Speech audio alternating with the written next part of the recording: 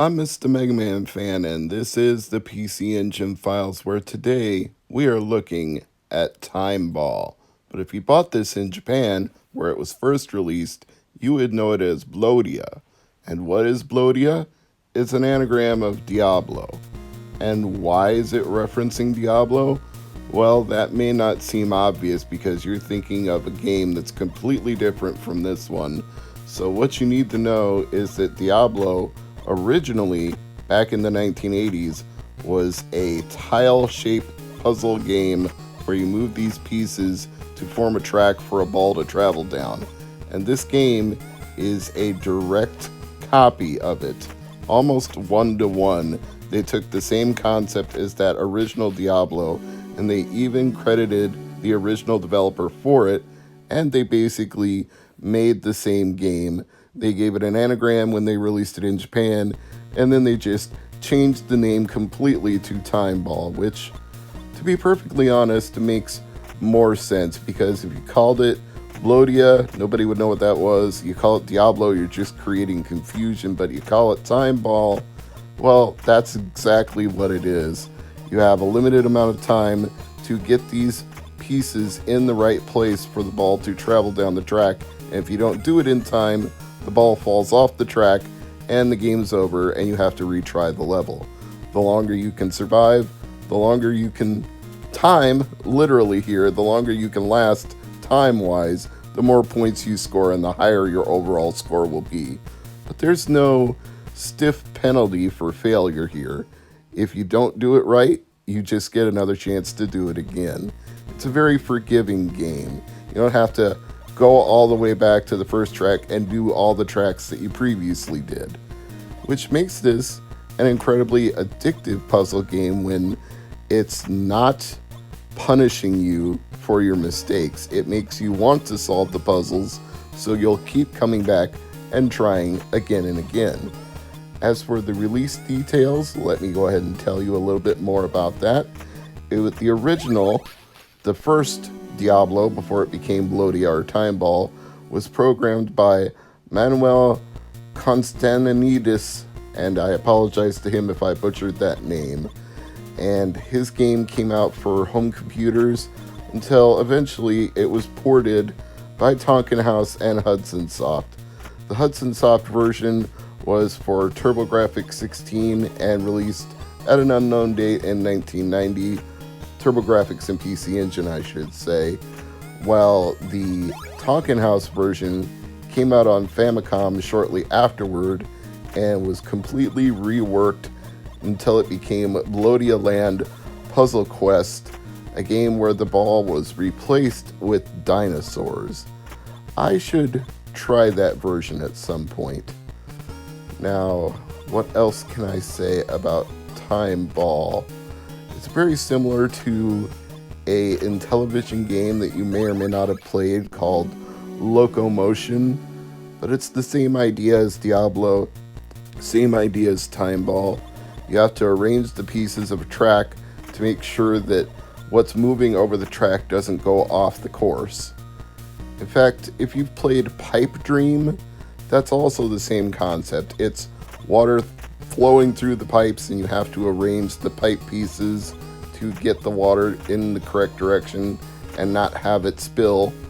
But they're all basically doing the same thing. These are all variations on a theme, and it's a theme that can be quite fun if you're into puzzle games. There's a simple, addictive, charming quality of moving these tiles around, and when you know you've got the tiles in the right place, you can hit the one button and make the ball move faster so you don't have to sit there and wait for it. And of course, the faster you can complete the puzzles, you can also get a time bonus for completion. So there's advantages to speeding up the ball when you've laid out the right track and you know which way you're going and what you're doing, at which point go right ahead and do it. This also came out on Game Boy, and that version is reasonably inexpensive. You can get a copy on eBay right now for $7 with free shipping, and unlike the TurboGrafx-16/PC Engine version, it actually has more levels to play. They added additional levels to the game for the Game Boy version, So that might be a version that you want to look into. But if you want to get it for TurboGrafx 16, it's going to set you back $27 loose, $36 complete, and for the insane $193 new and sealed.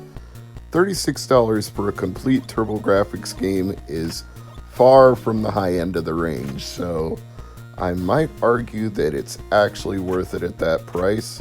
Except, of course, I have a feeling that if I go to eBay and look for Blodia, it's probably much cheaper to import it from Japan. So let's test that theory right now.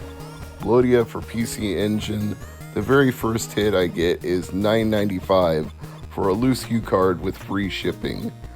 What does a complete one go for? $11.99, and it's a US-based seller too, so you know what? I may just snap that one up as soon as I'm done filming this video, because that is a price worth paying for a game that I'm having a lot of fun playing. Blodia is a very good puzzle game. If you like puzzle games, if you like sliding tile games, you could easily have a time sink playing this. I intended to only do it for a few minutes to showcase it for this edition of the PC Engine Files, and I just kept going and going, especially when I got to this third puzzle, and I thought I saw the way to make it work, and I was wrong because these white tiles are locked in place and immovable, so you have to shift the puzzle pieces around the white pieces, and that creates a whole new level of difficulty that I was not immediately prepared for.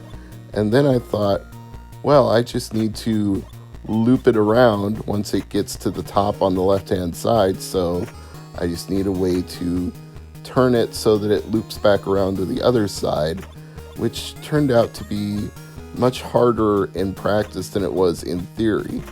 Like, I got it to loop right there, except it loops into a place where I can't move a tile, so there's nowhere for it to go, and it's going to fall right out of the track. Oops, that doesn't work either. So then I thought, well, I just need a straight piece to move it from one side to the other. But there again, I run into a conundrum is, okay, once I've got a straight piece there, how do I get it to curve back around to the other side? You got to get a curve so that it'll loop around once I get the straight piece to move it from one side to the other. And then there's not another straight piece for me to make it curve, so how can I loop it across? Well, maybe I can get a bend and go this way, and you see how it starts to mess with your head here. You're like, I don't have the piece I need, so I'll fudge it with another piece, and then I'll fudge it with another piece, and then you run out of time and the ball falls out of the track and you're right back to where you started again. That is the fun of Timeball / Blodia / Diablo / whatever you want to call it. This may not be a game for everyone. I'm going to just tell you, even though it's on the less expensive side of PC Engine games, don't just blindly jump into Timeball, either the Japanese version or the North American version, and buy it immediately. Try this one in the emulator of your choice first. I use OpenEMU on a MacBook with a nice USB controller that's really good quality so that I can get the feel for things, but I'm not telling you how to do it. You can do it with your SSD 3, you can do it on a PC, you can do it on a Turbo Express with an EverDrive, whatever you prefer. Just try it first, decide if a puzzle game like this is right for you. And if you like puzzle games and you like the simple addictive quality of a game like this, it's right up your alley. And if you find it to be too slow or too boring or not enough pew pew and bang bang for you, then I understand that, because I like a good action game too, but sometimes I like a good puzzle game that you can just sit down and chill with, and this is definitely one.